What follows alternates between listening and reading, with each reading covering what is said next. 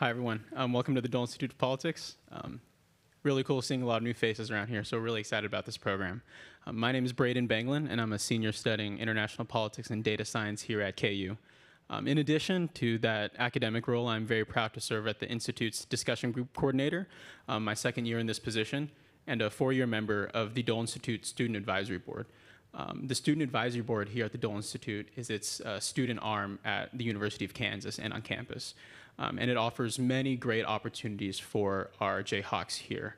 This past October, the senior student workers and members of the SAB were participating in an all-expenses paid trip to Washington, D.C., where we were able to meet with various policy institutes across D.C. and at Georgetown. There's a lot of great opportunities here you can access with networking guests, with volunteering, and general professional development. If you are a student and would like to join the Student Advisory Board here at the Dole Institute, please speak with a student worker such as myself after the program. Regarding the program, a loop hearing system is available to use if you have a T-coil hearing aid. We also have a limited number of listening devices.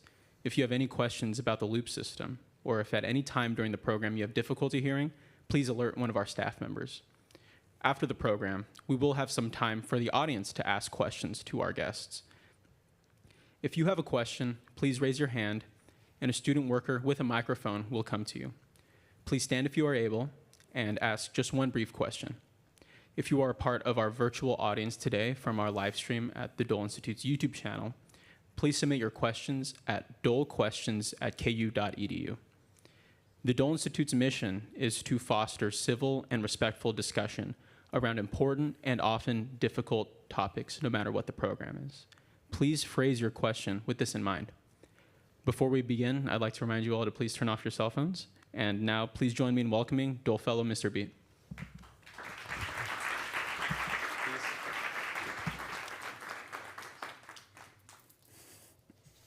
Hello. Thank you for being here today. My name is Matt Beat, and this is the second of a five-part series looking at the power of the presidency. You may have to forgive me a little bit because I'm overcoming a cold, and so my voice isn't normally what it sounds like, but I'll speak up a little bit. So, the President of the United States of America, the one in charge of the executive branch of the federal government of the United States. Have you heard of him? Huh? Okay.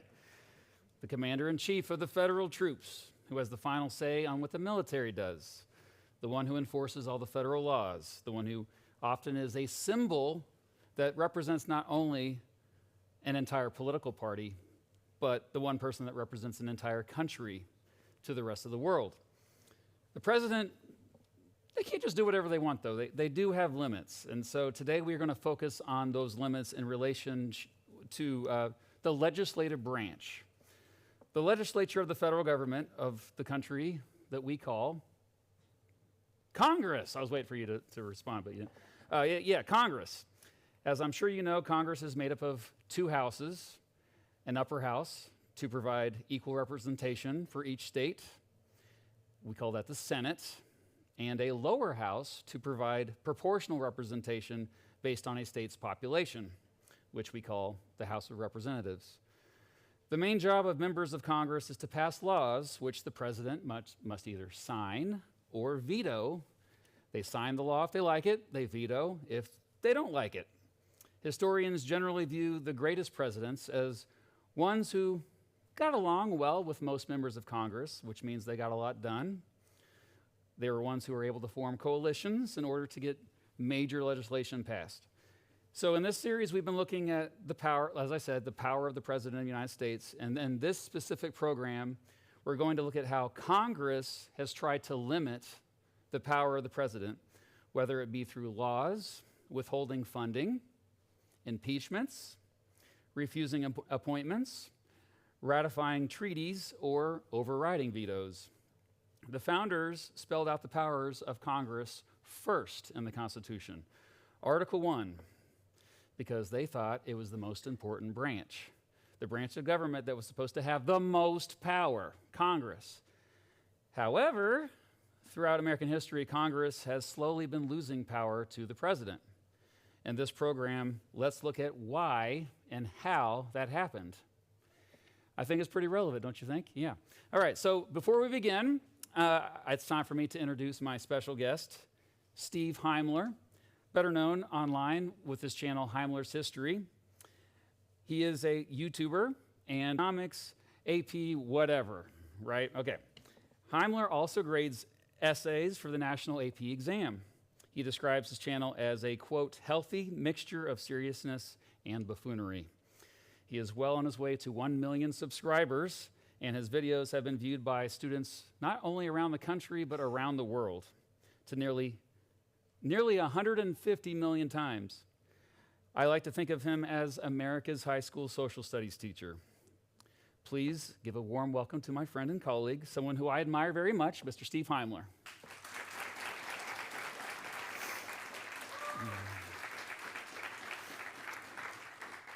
All right, you can still hear me, right? Gotcha. Oh yeah, okay. All right, so I feel like I'm back in the classroom. I got my little clicker here. I have some visuals, but not much. So yeah, we've got 45 people have only been president. The first president, what was his name, like Millard Fillmore or something? That was it. Oh, George Washington. So, you know, when the founders got together and said, hey, we're going to have a president, you know, it was kind of an afterthought, I think, for some of them. They're like, no, the real power is the legislature. So my first question for you, Steve, is why did the founders want Congress to have the most power? Well, my mic wasn't. Is my mic on? Yeah, so it's good. My Okay. mic wasn't on when you were flattering me over there, so I just want to say I feel fantastic right now. Thank you. But I just want to say thank you guys for coming and thanks for having me. When I told my family that I was coming here, my wife's family is from Missouri, all of them, and they said, "Oh, you're doing this. You're doing this thing. Going to giving a speech or whatever." I was like, "Yeah." And where are you doing it? University of Kansas. And they're like, "What?" Where are you going? I've been getting texts all day. I inadvertently got myself in the middle of a family drama, but I love you guys, and I'm glad to be here. So thank you. Well, yeah, we're the free staters. They're the slave. That's the slave state of Missouri. So you know, you're Fair anyway, enough. yeah. Back to the question, yes. though. Yes. Why did the founders want Congress to have the most power? Yeah, I mean, in my mind, it's not that they wanted Congress to have more power. It's like as if they were sitting around, okay, let's do 3 branches of government. Which one do we want to have the most power? Because when you read the Federalist Papers, you see James Madison talking an awful lot about how concerned they were that each branch of government was co-equal, that none was weaker than the other, because one of his main themes was tyranny and guarding against tyranny, and to have one branch that had giant muscles and the other that were weak, that would not work because that branch could tyrannize the others. And so I don't think it's that they wanted that to happen, but if you keep reading in the Federalist Papers, basically what Madison says is the legislature by nature has to have more power because of the kind of government that we're making. So in a representative government like we have, it is by nature that the legislature has to have the most power because that's the people's branch. That's the branch that lets our voices be heard.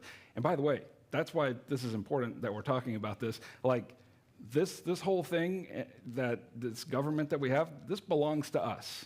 And it's very easy to get very confused and distracted by what's going on and forget and to think that it belongs to those guys who are doing it all, but actually, no, it belongs to us. And so we need to remember that. And, you know, I used to do this with my students in government class, first day, and they hated it. They didn't understand why.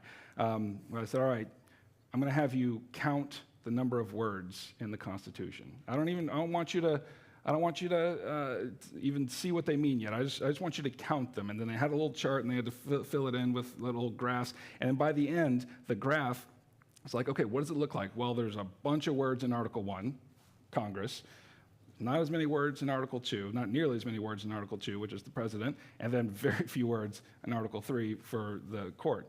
And okay, so what does that tell you?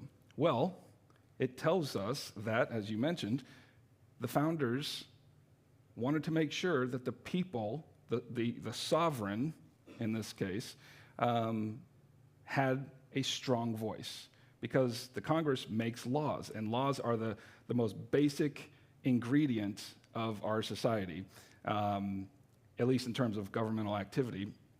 And laws are those things that compel obedience, and the only entity that can compel obedience in a democratic republic like we have is the people. So, Congress makes the laws, and that's primary.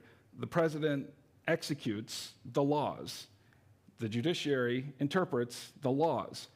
So both the executive and the judiciary, they're co-equal branches, but they are derivative of what's going on in the main branch, namely the making of the laws. So I think that's super important to remember. And that has changed over the years. At least if certainly in reality, maybe more in perception. I don't know if we want to go into that now, but I think that's probably what they were thinking in the Constitutional Convention. Yeah. You must have been a boring teacher having all your students like count the words of the Constitution. Come on, man. Oh, I'm dude. I'm kidding. No, they were like, are you serious? Serious? Are you serious right now? And I'm like, yeah, I'm serious. This is what we're doing. It's for a grade. But years later, so many of them had come back to me and said, I remember when you made us count the words of the Constitution. And what did that mean? Congress is the most important. Yes, I like, oh, yes. It's actually a great idea. Yeah, because as I said in the last program, which was this virtual, so it's exciting to be here in person, by the way. But yeah, like, it's not a long document. You could read it in one sitting pretty quickly. There's not much there, and I think the most important thing to stress about the Constitution is the whole purpose of it is to limit the power of government. Mm-hmm. The Bill of Rights, of course, later on, that's spelling out specific rights. But so, yeah, when we say, oh, that's unconstitutional, what we're really saying is like, well, there's just nothing there that says you can do that. Maybe you can read between the lines, but that's not for me to decide. That's the courts to decide, to interpret that. But yeah, like, okay, Congress, assuming that they have these powers that are limiting the president. So let's go through them. So impeachments. What's an impeachment for those not aware? Yeah. People get confused by that. They do. Yeah. In my classes, it seems very common for my students to believe that impeachment meant removal from office. So we would talk about, Bill Clinton was impeached. And I would tell them, but he finished out his term. How is that possible? And they would, I don't know. He got removed, but he was still in? I don't know. But impeachment, according to the Constitution, is just the word itself. If you go back to the 15th century etymology of it, it's very metaphorical and lovely. It means to run a ship aground. So you've got this ship that's headed towards these rocks, and it's going to hit them and break it apart and drown everybody on ships. So the captain sees a big sandbar, and he says, let's go there instead and run the ship aground over there so that we don't all die. So basically, that's what impeachment is. We've got a president or a civil officer, whoever, vice president, who is running headlong toward the rocks on the shore and is going to destroy whatever. And so the impeachment process, the word itself just means to accuse, right? So a formal impeachment just means you're doing something that is unconstitutional. And we're going to accuse you of that and then hold a trial. The process would be the accusation, the formal articles of impeachment, which are drawn up by the House of Representatives, and then the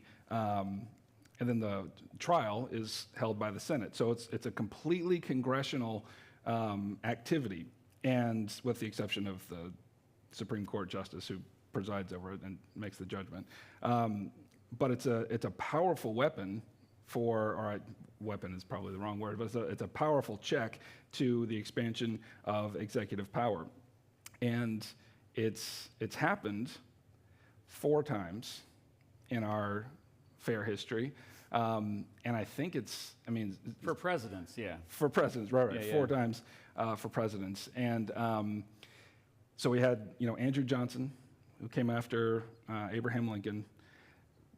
Richard Nixon Would have been impeached. wasn't impeached. He went ahead and resigned before he could be impeached.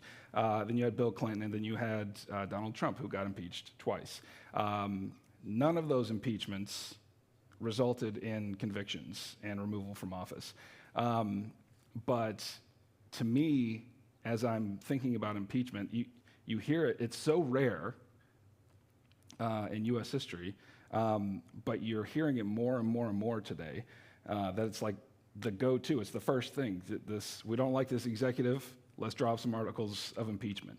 But I think that undermines what the constitutional power of that check is. Because let's think about Andrew Johnson.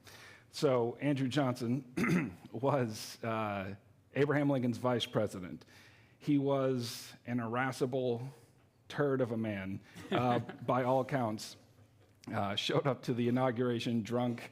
Allegedly. But he did not make any friends with people in Congress. And primarily that was because he was added to the ticket for Lincoln's second election to have some Southern sympathy. He had sympathies with Southern Democrats. And so he ended up winning that election, but got assassinated. So now Andrew Johnson's the president. Andrew Johnson wants to take hold of Reconstruction and the process of bringing the states back into the Union and all the things that entails. But in Congress, they're not having it. They do not like this man. They do not like what he's about. And so I believe he has the honor of being the most overridden president as far as vetoes go. I think so, and that's pretty. We're going to talk about vetoes here in a moment. So they're having a horrible battle back and forth, and eventually Congress decides we need this guy out. So they draw up articles of impeachment, and it's kind of funny. The circumstances under which it happened was Republicans in the Congress decide we need to get this guy out. We don't really have any grounds for impeachment.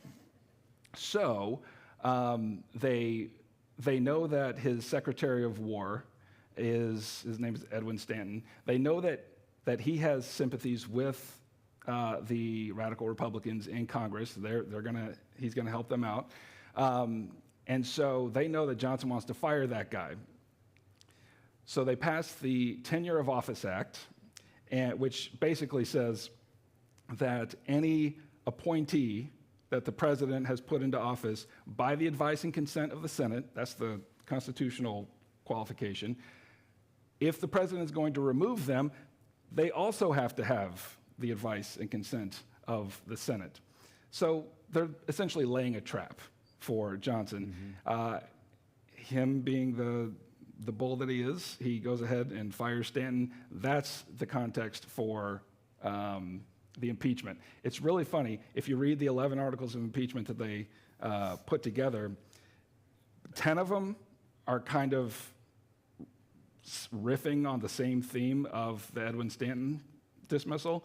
And then one of them is about how hurt Congress is by Johnson's speeches against them and, insulting them and all that sort of thing. So it's almost like they're trying to convince themselves that this really is an impeachable offense. Yeah. And so the real question was, okay, can we impeach a president? This is the first time this has ever happened. Can we impeach a president strictly for political reasons rather than constitutional reasons? We just don't like this guy. And that, if you go and look at what are the impeachable offenses in the Constitution, there's essentially three. You've got treason, bribery, and then maybe a combo of high crimes and misdemeanors. Whatever that means. Well, I have an idea. So bribery, they didn't even define that in the Constitution. It's We all know what bribery is. Treason, they define in Article 3, I think. But high crimes and misdemeanors, that's kind of the joke. It's like, what does that even mean? And Gerald Ford is famous for saying, well, if you want to impeach a president for high crimes and misdemeanors, what does that mean? It means anything that 2/3 of Congress wants it to mean in any given moment in history. It's like a junk drawer for, we just don't like this guy, which is a terrible reason to impeach a president. That's not what our system is for. But I would argue that it was very specific because if you get into the minds of the framers of the Constitution and their history and their imagination, you look into English law, a crime is just when one person harms another. Mm-hmm. A high crime is when a person harms the monarch or the crown or somebody in the court or something like that. So the high part of high crimes actually has nothing to do with like the severity, like jaywalking, which I know is a crime you're fond of, yes. Versus murder. It's like, well, jaywalking, that's just a crime, but murder, high crime. No, that's not what it is. The high part is against whom is this crime being committed? A high crime is against the sovereign, the monarch. So when they say high crimes and misdemeanors, in our system, I think what they mean is any president who commits a crime against the sovereign in our system, which in this case would be the people. Yeah. So I think it's pretty hard to argue. I don't know. That's a brilliant way of explaining it. Honestly, you just taught me just now because I never really thought about it like that. Dang. That's really all right, let's close it down now because I don't think I can do any better than that. But I do want to, we're going to go through the other three impeachments a little bit more briefly, but just so you're all aware, I mean, we've had 21 federal officials impeached in American history, just 21, and I would say the majority of them were for political reasons. Yeah. I mean, it's actually more rare to legit, like someone went against the Constitution. 15 federal judges, 3 presidents, we already mentioned, 1 member of Congress, and 2 cabinet members, most recently Alejandro Mayorkas, the former Secretary of Homeland Security in the Biden administration. So of those, only 8 were actually convicted and removed from office. So even then, if you get impeached, a lot of times it's more than likely you're going to stay in there. So yeah, let's jump ahead to the 1990s, a time that many millennials have nostalgia for, myself included. Bill Clinton gets impeached, and it seems to be for political reasons again. So. Well, yeah, I mean, I'm not going to sit here and defend him. He was impeached because he lied under oath about the Monica Lewinsky scandal. But the thing that's difficult about that, yes, don't lie. I'm not suggesting that we lie, nor am I suggesting that it is a small deal. But he was certainly guilty. Even though he's only been in office the second term for a few weeks now. Yeah. But his first term, he got impeached twice. So let's go, the first impeachment did seem to be a little bit kind of iffy for a lot of people. So that was in, it seems like so long ago. I know. But yeah, that was 2019. So what was that first impeachment It was regarding his collusion with Russia, potential, alleged, whether or not he invited the Ukrainian government to investigate his political rivals and weaken them in the process, and he was acquitted. Yeah, so the charges were abuse of power and obstruction of Congress. I mean, you can interpret those as high crimes and misdemeanors, yeah, for sure. I think there was less gray area with the second impeachment, so maybe let's spend a little bit more time on that because we have January 6th, which this might surprise a lot of folks in here, but I was actually teaching American government class as that was going down. No way. January 6th, 2021. I was teaching them the 3 branches of government.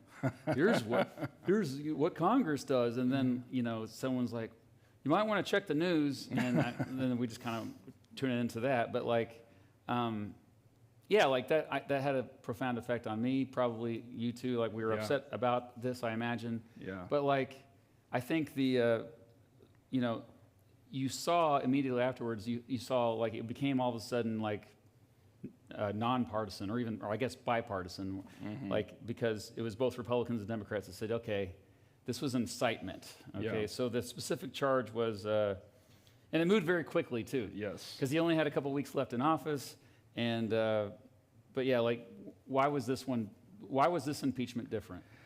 Well, I think this is one of the few examples we actually saw it play out on television. So it's very powerful in an impeachment hearing for the public for the members of government to hear the public. Like you go back to Nixon's, and I think it was April of '74.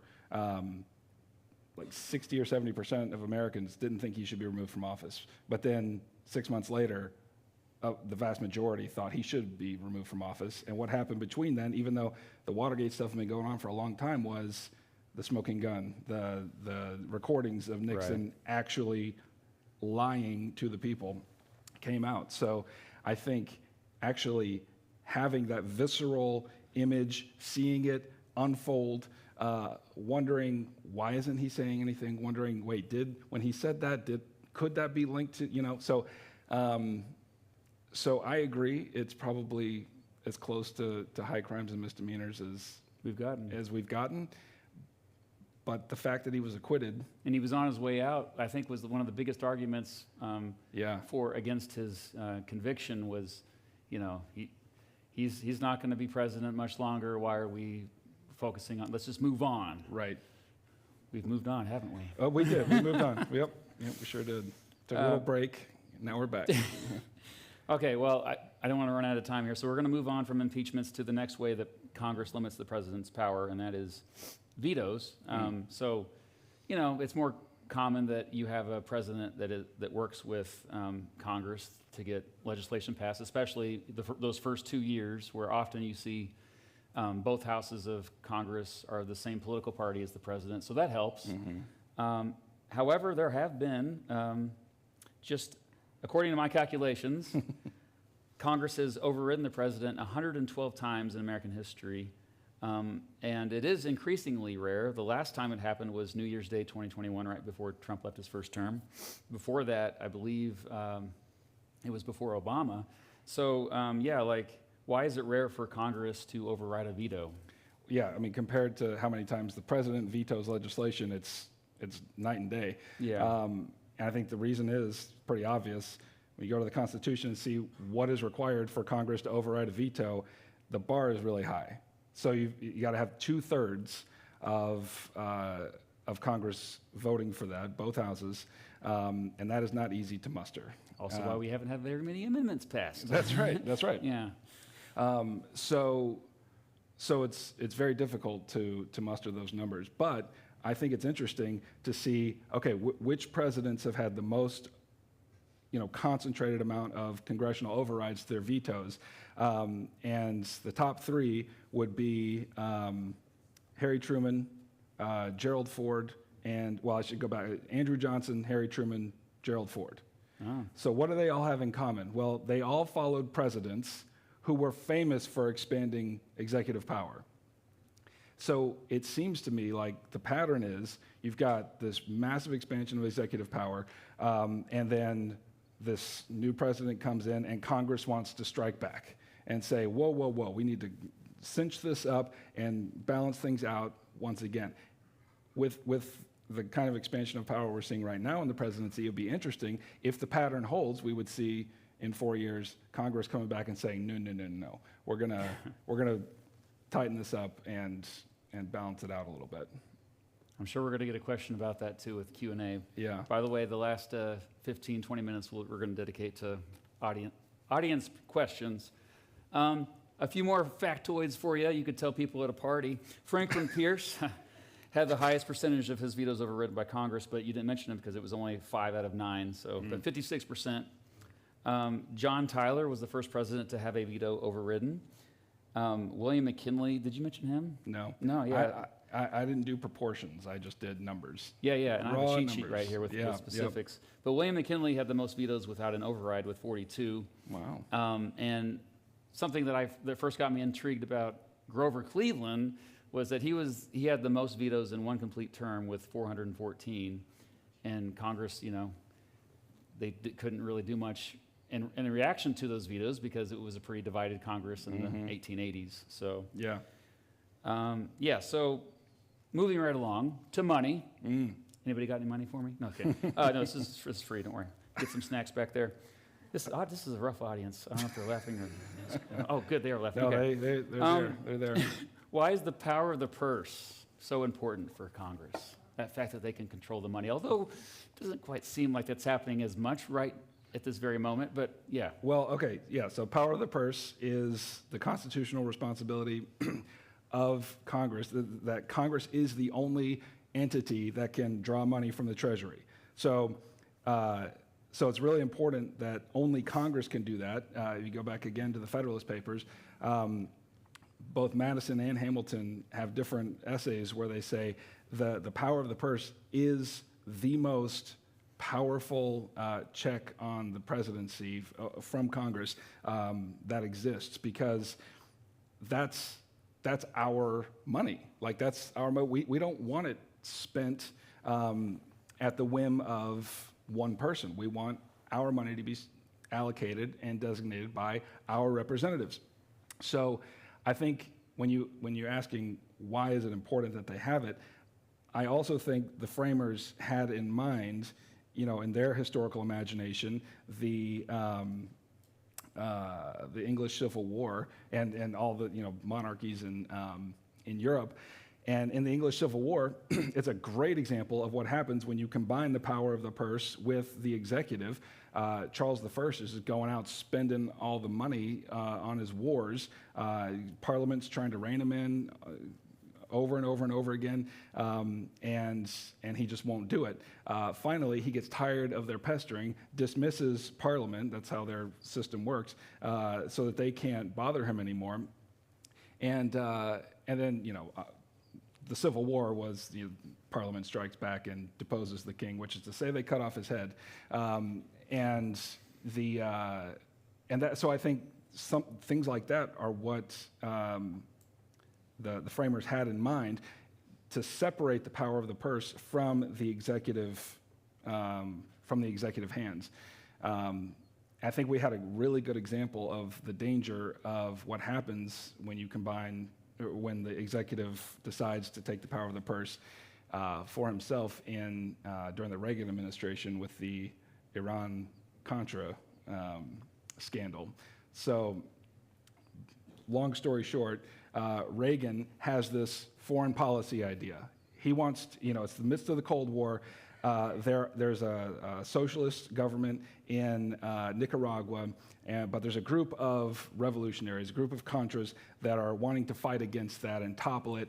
That's classic Cold War stuff. Reagan says, hey, we're going to support you. Guess what? Congress says we're not going to pay for that. No, we're not going to pay for that. But Reagan, he's like, no, this is the thing. It's all about us versus the Soviets and spread or containment of communism throughout the world. This is a perfect testing ground for containing communism. So Congress says, no, we're not going to give you money for that. So Oliver North, one of his not secretary. He was it starts with an A. I can't remember. Anyway, on Reagan's staff, he sets up shop in the basement of the White House and covertly decides to sell American arms to Iran, and then takes that money to fund the Contras in Nicaragua. And if that's confusing, you never heard of that, here's the point. Congress finds out about this, puts the kibosh on it, says, no, you can't do that. I'm not sure if that would have been an impeachable offense or not, but it was certainly, Reagan sort of skated by. He's the Teflon guy. Everything flies off of him. He was beloved in that way. but essentially, it is a crazy thing to think that we elect a president. The president has this foreign policy idea. And instead of drawing money in the constitutional way, Congress allocating it, designating it for this particular thing, the president goes knocking on the doors of foreign powers and says, hey, can you help me pay for this? Or private donors. It would be on par with something current, like Donald Trump wanting to buy Greenland, and Congress saying, no, we're not going to give you money to buy Greenland, although maybe they would say yes, I don't know. Instead, like going to Elon Musk and saying, hey, what do you think? Can you write me a check for Greenland? Like, wait, what? The Congress said no. That's our branch. This belongs to us. So that's why they wanted to separate the power of the purse from the executive.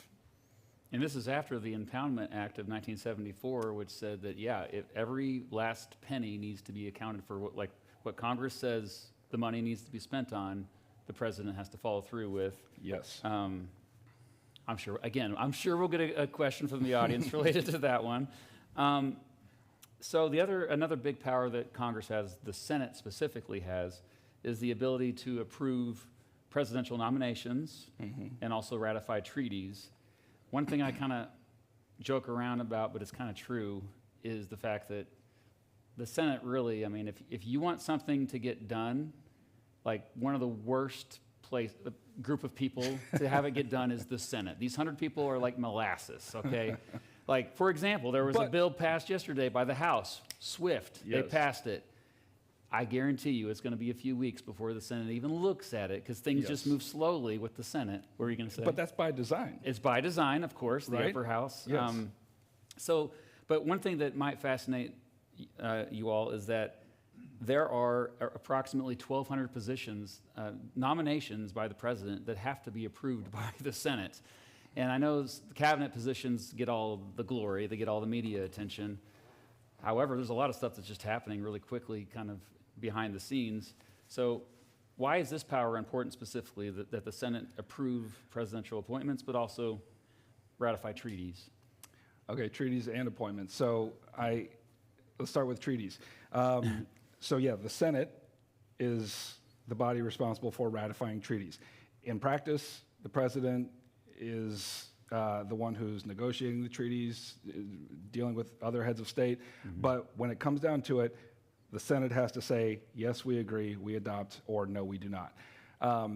And interestingly, if you go to one of Hamilton's essays in Federalist Papers, he makes the opposite argument about that we just talked about, the power of the purse. It's like it's detrimental because what we've seen with hereditary monarchy in Europe, with the power of the purse being melded with the executive, that's terrible.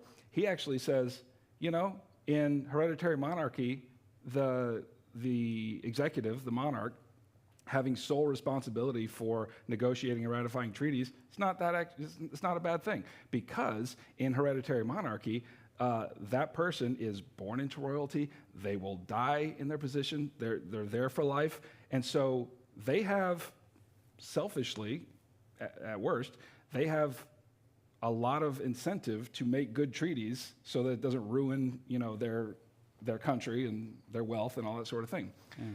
But when it comes to treaties, Hamilton then says it's a completely different story with a 4-year elected executive who is a citizen, because that citizen may be wealthy, may not, may have station in life, may not. And so with only a 4-year term, it would be almost inconceivable that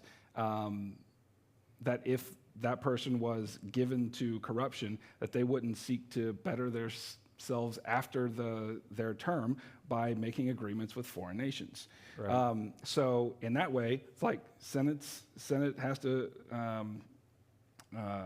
ratify the treaties, president negotiates them. You want to talk about the Treaty of Versailles? That's an interesting one. That's a great example. Yeah. So the Treaty of Versailles is the treaty that ends World War I. Woodrow Wilson, who was the president, and really no fan of congressional oversight or congressional existence, really. He was very enamored with executive power. He played a massive role in the negotiation of the Treaty of Versailles. He comes in, he has all these ideas, his 14 points, and the chief of which was the League of Nations, which was this huge body this international body where, no more war is going to happen because we're going to come and talk our differences out, and then we're going to hug at the end, and it's going to be great. And this was his baby. And even though there were some key senators who were telling Wilson, listen, we're the ones who are going to have to ratify this. You should take us along. I know you're not required to get our advice on the negotiation of it, but remember, whatever you negotiate, we're the ones who have to say yes or no. It's an up-down vote for us. Mm-hmm. He would have none of it. He absolutely left them out of the negotiation, and so in order to correct that particular, what they considered overreach of executive power, the Senate did not ratify the Treaty of Versailles, and the United States was not a member of the League of Nations, much to Wilson's chagrin. So it's important that that executives think through that. Remember the Senate. The senators were responding to their constituents too. It's like it was not popular for the United States to join the League of Nations, and so you can't blame them for not approving. Okay, so I know that was a double question, so I'll go back to anything specific to note about the importance of approving these nominations. And this is the time that it's happening, by the way. Yeah, right. Boom, boom, boom. Well, you mentioned what, 1,200? Is that? Yeah, yeah. So the vast majority of those appointments go uncontested. They have to be approved by the Senate, but they go uncontested on the logic that, okay, the president, he won the election, he should be able to work with the people that he wants to work with. But the ones that have the most contention are the Supreme Court justices. The president is responsible for appointing them, and the reason why those are so contentious, and we hear about them when they happen, is because those judges serve life terms. And so that's a way for a president to continue the legacy of his or her ideological commitments way beyond the term of the presidency. And so one of the chief questions around the appointment of judges and the confirmation of judges is, should the Senate merely look at the qualifications of that judge, or should they also look at the ideological commitment of that judge? And the famous example here is Reagan's nomination of Robert Bork to the, whose name just gives me great pleasure to say.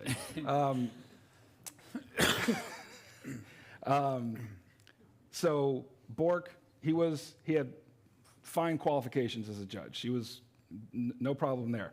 But he had written voluminous accounts of highly charged political works, especially on the right to privacy.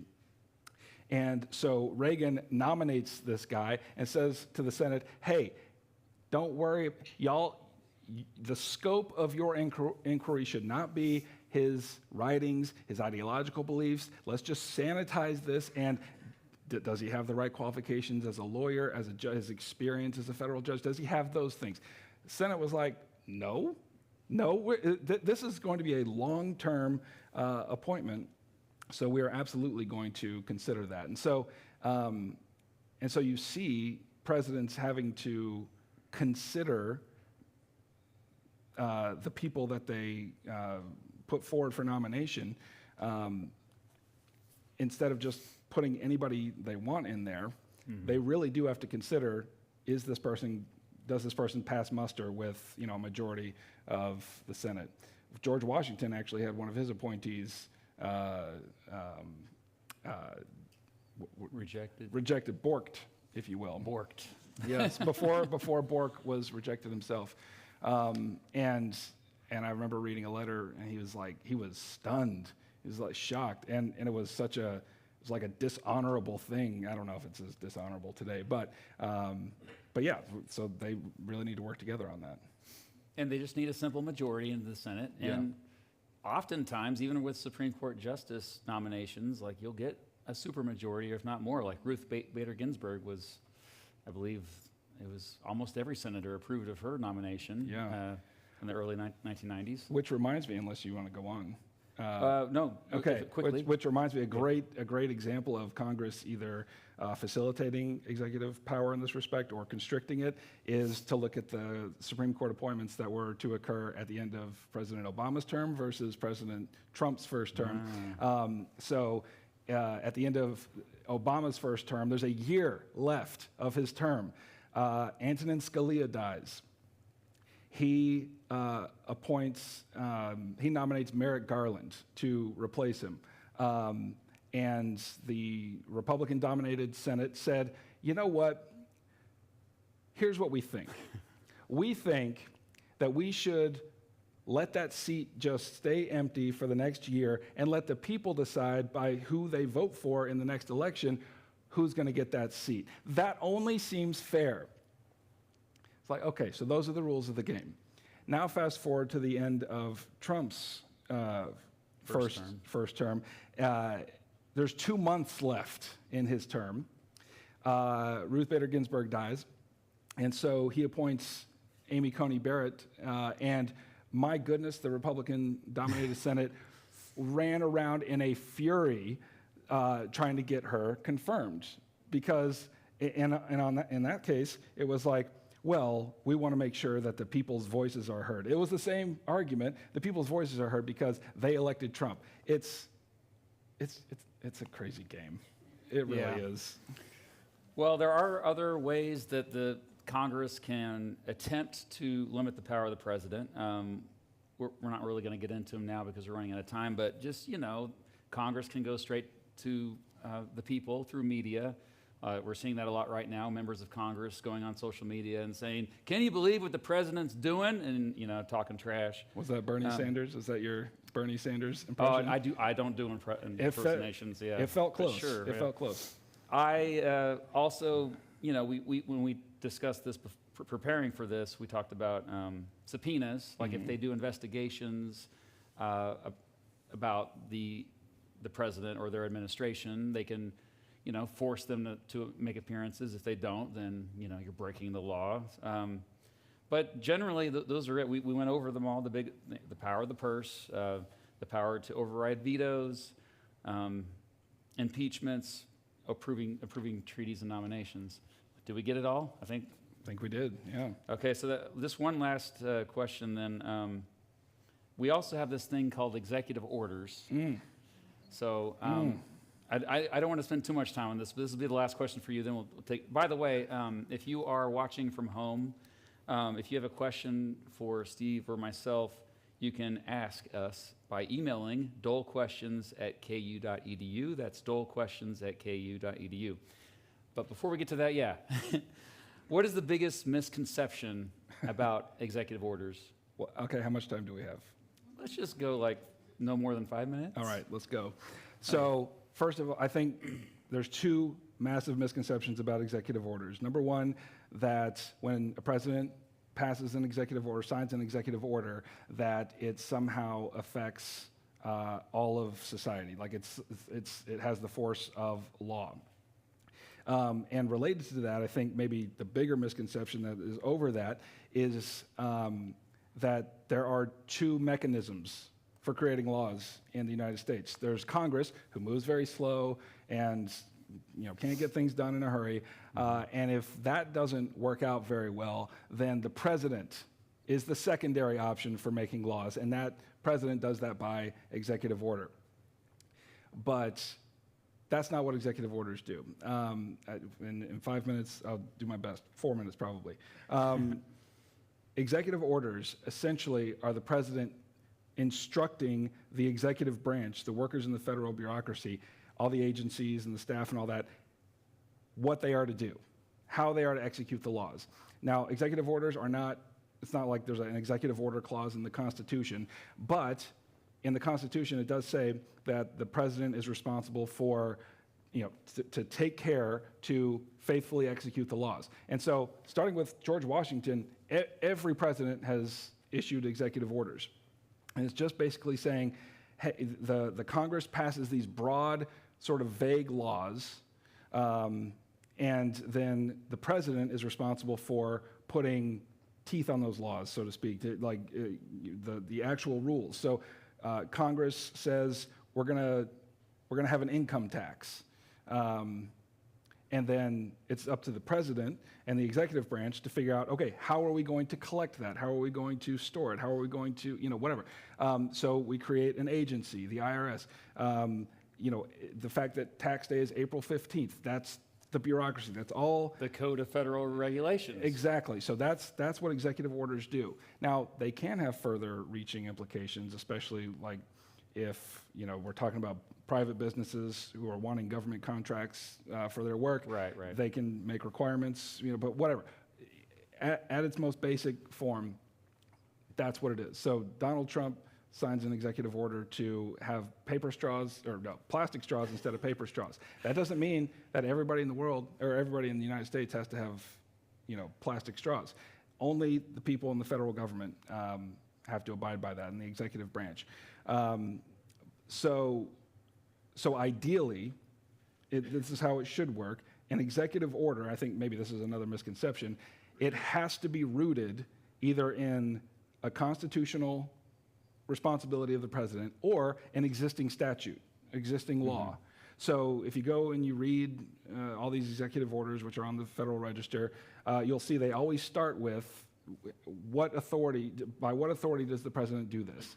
If it says by the power vested in me in the Constitution of the United States, a little bit of wiggle room there. You get your antennas up. It's like maybe they're trying here, but a lot of them say based on this law, this title, this section, this is where we're getting this. And so I think there's a few buckets of what we're seeing play out today. We're hearing about executive orders every single day. One is like no problem whatsoever. Paper straws, plastic straws. I mean, other than the turtles having a bad day because of the plastic, he has power to do that, no problem. Then on the other side, it's like birthright citizenship. Yeah. I mean, no, we can't do that by executive order. That is the responsibility of the people, of Congress, state legislatures, and however we want to do that. And has already been interpreted by the judicial branch. Right. So then in the middle are those ones that are a little like shaky, I'm not sure. And I'm certainly no expert on any of those. But what's fascinating, this will be the last thing I say, what's fascinating to me is that the president, and this is not a criticism or anything, it's fascinating. He has a Republican majority in Congress. He could get all this done with Congress, through congressional means, through the constitutional means, but instead he's doing it sort of by executive fiat. And why that is, I won't speculate, but I just think it's interesting. It certainly is interesting. And with that, we're going to take some audience questions. We have Braden and Jacob back there with microphones, and how this is going to work is if you have a question, some of you already know, you just raise your hand, and one of those two will come to you with a microphone. A reminder that wait for that microphone to make sure it's on in front of you, because otherwise it won't be picked up on the live stream. So, yeah, you guys can pick. Go ahead. Jacob's got it first. Who is the most deserving? Yes. When a president is impeached, how is their power limited? Well, during the process of impeachment, not really at all, except maybe for public opinion. Perception, perception. But yeah, during the impeachment process, the president goes on just as he always has. Now, I think the nation as a whole actually weakens as a result of impeachment, because it often divides people bitterly. And Nancy Pelosi, before the first Trump impeachment was like, yeah, we're not going to impeach. It sucks all the political oxygen out of the room. That's all that anybody can focus on. So I think in terms of government itself, it really weakens everything. But as far as the process, it doesn't weaken him. But once if the president is convicted and removed, that's the nuclear option there. And what's interesting with Nixon is that he was going to be impeached, but there were members of the Senate in particular that met with Nixon and said, okay, here's the deal. Like, we can go through this long, drawn-out process. You're not going to win. You're going to be convicted. We're going to kick you out. Or you could resign, and he chose to resign. So a lot of people don't realize that he was heavily influenced by members of Congress when he made that decision. Mm-hmm. So, yeah. Let's get another question. Hey, I'm a huge fan, by the way. I'm a huge fan of Mr. Beat. I've watched your channel a lot. Thank you. So you guys talked about institutional battles between the executive and the legislative. Do you think that with the increasing polarization of American society and American politics that we're going to see fewer and fewer of these battles between Congress and the executive if they're both controlled by the same party? Ooh, I like that question. It's a great question. I don't know. I mean, when I look back, this is not a unique experience that we're having right now. This is sort of the warp and woof of American history with respect to our government, is that there's expansion and then there's contraction. There's expansion and contraction. Now, to be fair, executive power, if it's a shoe, Washington had a size 1, and then Jackson came along and made it a size 10, and then FDR made it a size 20. It never actually goes back to a size 1, no matter how much they contract it. So I don't know. It's a great. I don't know. What do you think? To me, it's like I don't know what the future is, but you're right about until there's a line that's crossed. So that line, for example, could be the president is consistently just ignoring the Supreme Court. The Supreme Court orders the president to, not do something, and the president's doing anyway. That might be a line that is too far, that's crossed, and so Congress is like, oh, okay, this is beyond partisanship. But yeah, what we're still seeing right now is, even though there are members, clearly there are Republicans that disagree with President Trump on certain things, but they fall in line because they realize the margins are so slim. I mean, look at the House of Representatives. You only have I think Republicans have 2 or 3 seats. 3, yeah. Oh, right? 2 or 3 seats, depending on who calls in sick for work. And so because those margins are so slim, they all kind of have to, despite their differences, that's going to keep happening. But at a certain point, there will be a breaking point, I think. And for sure. It might happen sooner than later, the way things are going, I think. Yeah. Thank you.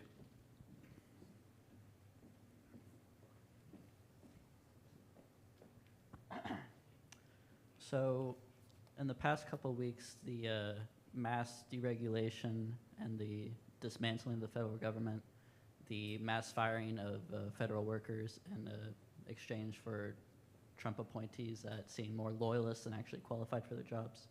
Do you think in the next 4 years, after so much could be breaking down, do you think a Democratic administration, House and Senate, are these policies easily reversible, or do you think we'll be feeling the effects of this decades down the line?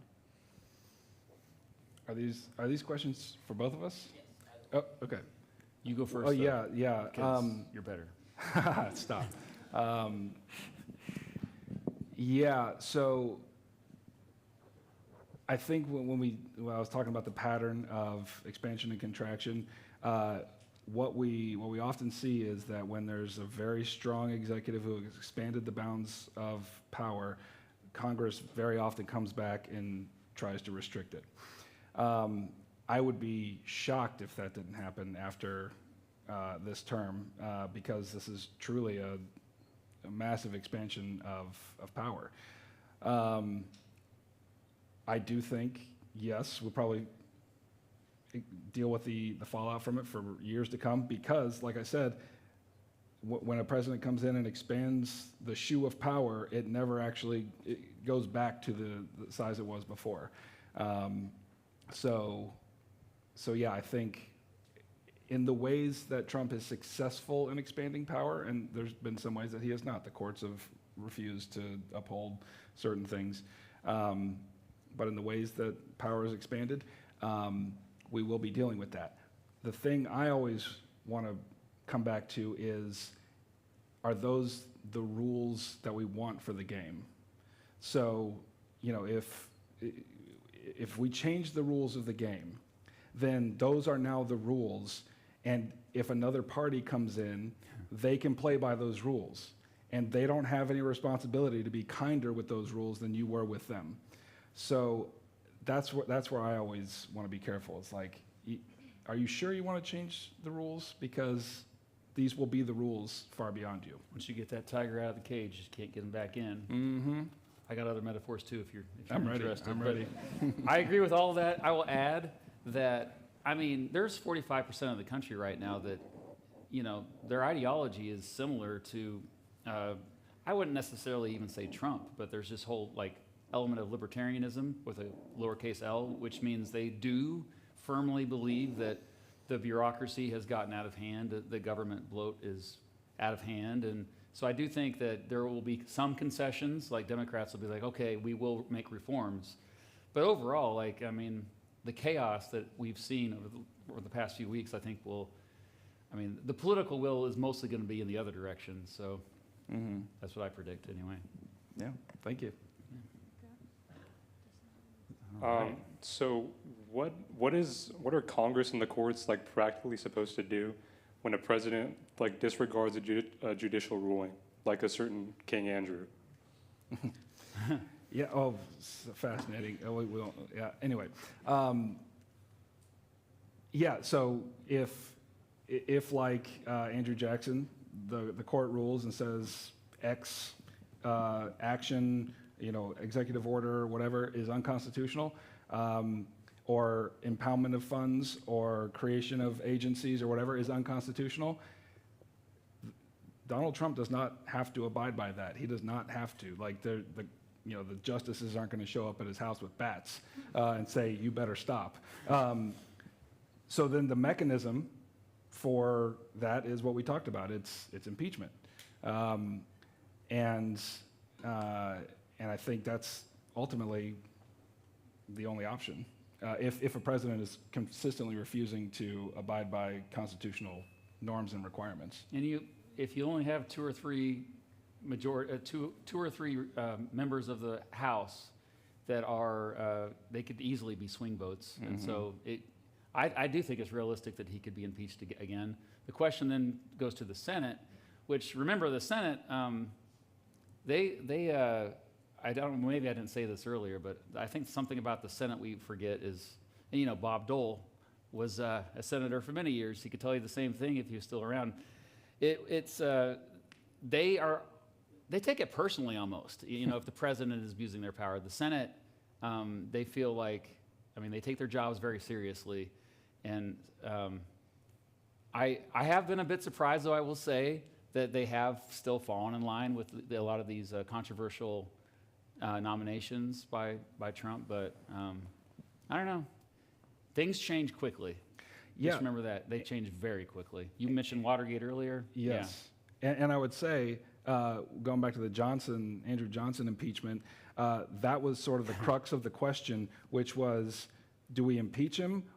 And there were actually a few of the swing votes in the Senate who were considering this, and they said, no, impeachment is not the proper mechanism to remove a guy we don't like from office. The proper mechanism is the ballot box. So that's why we have 4-year terms. It's like, hey, we can endure anything for 4 years. And by the way, Johnson was not convicted by just one vote. Yeah. That was the difference with him.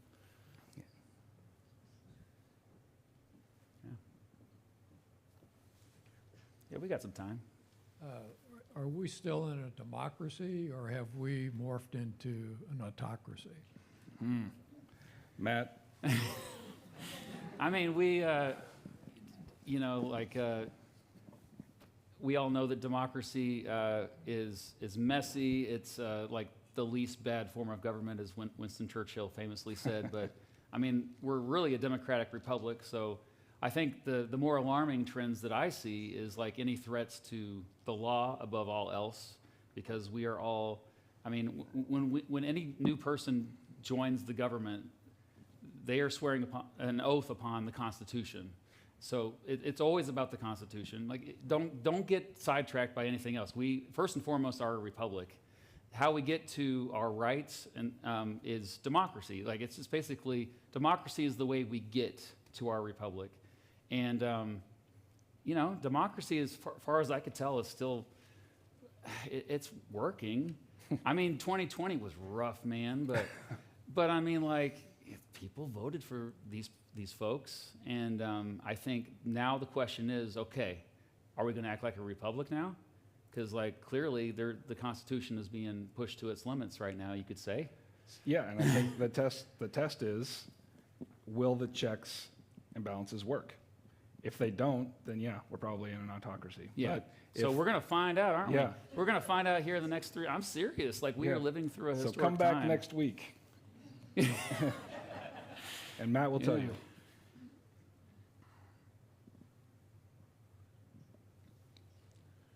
Where are the limits and the rules against the power of private money in its attempt to muzzle the voices of Congress, as in campaign contributions? Trump has an idea or someone he wants to nominate, and several congressmen don't like it, and then Musk's money comes in and threatens them at the next primary, so they back off and agree with the president. Yeah, so, Yeah, go ahead. I mean, we have to bring up the Supreme Court decision, Citizens United, which kind of unleashed a lot. But before that Supreme Court decision, which was in 2010, we had laws that limited how much money could be given to candidates running for public office in the federal government. That said, there are still limits, but ultimately the court decided that, yeah, this is protected under the First Amendment, like money is speech. And not only that, they said that corporations are people effectively, that corporate personhood is real, like corporations have the same rights as people. In order to change that, then that means we have to change the Constitution itself. I know Bernie Sanders actually had an amendment to the Constitution he wrote up like 10 years ago to do just that. So if you're interested, it's still online. But I think I do think that will solve a lot of those issues. Because yeah, we saw what has happened in recent years.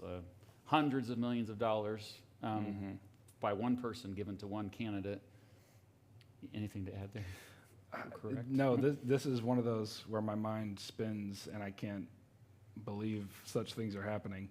And I don't know what the answer is, to be frank, except that this is also what impeachment is for. If we have evidence that any civil officer is responding to naked bribery, then that's what impeachment is for.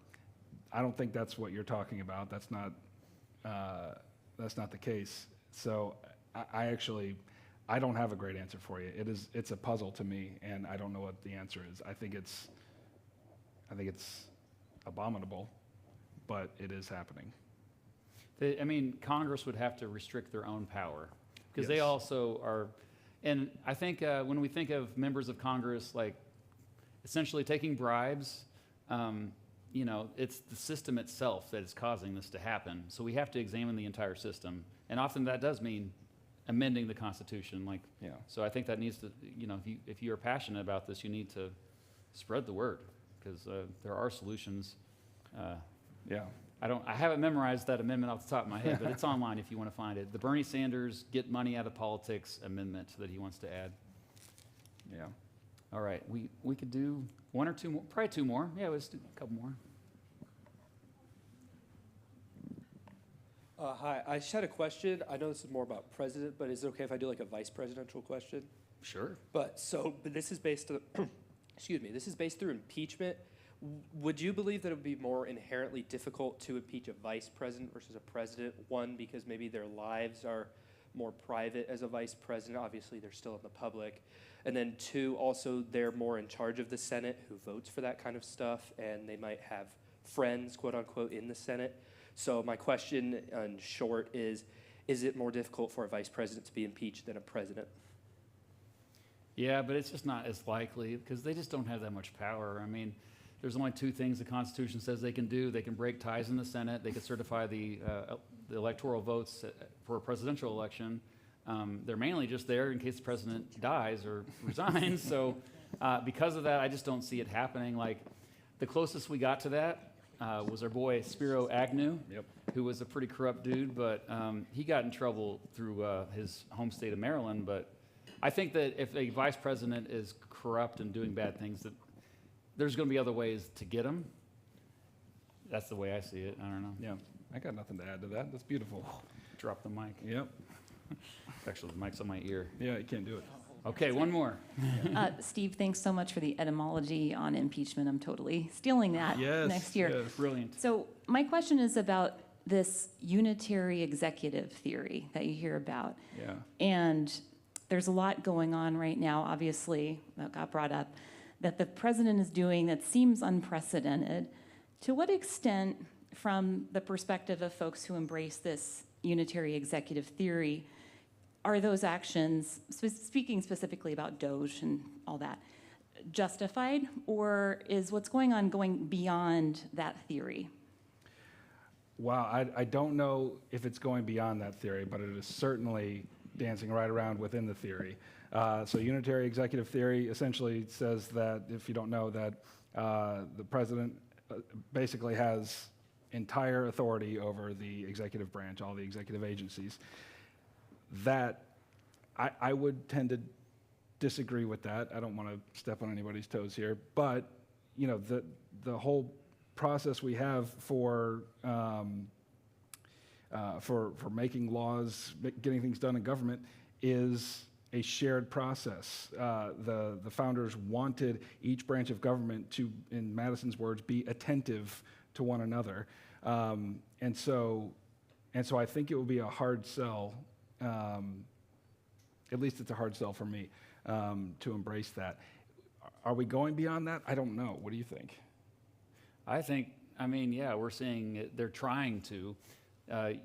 I think that what we forget, I think, is that not only are there checks and balances between the 3 branches of government that we're taught this in middle school, you know, there's also checks and balances within each branch, I think. And so unitary executive theory just doesn't, it's just not realistic. Yeah. If you look at the executive branch itself, we're talking about trillions of dollars, we're talking about millions of people. Already we're seeing, I mean, they're trying to do things, but there's resistance. There's heavy resistance within the executive branch. There are independent agencies who are there literally to check the power within the branch. That's why Congress approved of them. They said, you are to make sure the president doesn't do corrupt things, okay? The inspectors, this is why it was so controversial when the inspectors generals were fired, because it's like, well, they're there to hold the executive branch. I mean, they're working on behalf of the people, not of the president. And so it is a bit absurd to think that, executive, like the president can have all this control over trillions of dollars and millions of people directly. It just doesn't make any sense to me. But that all said, I get the points that that folks argue for that theory are making, because clearly, the bureaucracy is huge. Mm-hmm. Reforms can be made. I just think that it ought to be through Congress, because we're the ones who are represented in Congress, allegedly. And so, yeah, if you look at poll after poll about how things like Medicaid, I just saw a poll about Medicaid. It's like 80% of Americans, or no, that was 79% of Republicans said they don't want Medicaid to go away. So dude, what are you doing? You're just gonna make everybody mad. So, yeah, I just don't think it's realistic. Yeah. And on that note, we've gone about to our maximum time here. So I want to thank the Dole Institute for having me as the fellow. We have 3 more programs after this. I want to thank Steve Heimler here for being my special guest. Yes. Let's give him a round of applause. Thank you. You're amazing. Thank you. And I apologize again that my voice has been kind of not. Your voice was magnificent. Oh, thank you. So yeah, this is not over. We are going to look at the how the judicial branch looks, how the judicial branch limits the power of the president in the next program, which will be 2 weeks from today. That's March 12th. My special guest for that program will be Clay Britton, who is a lecturer here at the University of Kansas and also a lawyer. So we're going to be getting into the nitty-gritty of the Supreme Court especially. So I hope you join us for that, either in person here at the Dole Institute or virtually. Everyone, have a wonderful evening. Thanks for coming. Thanks.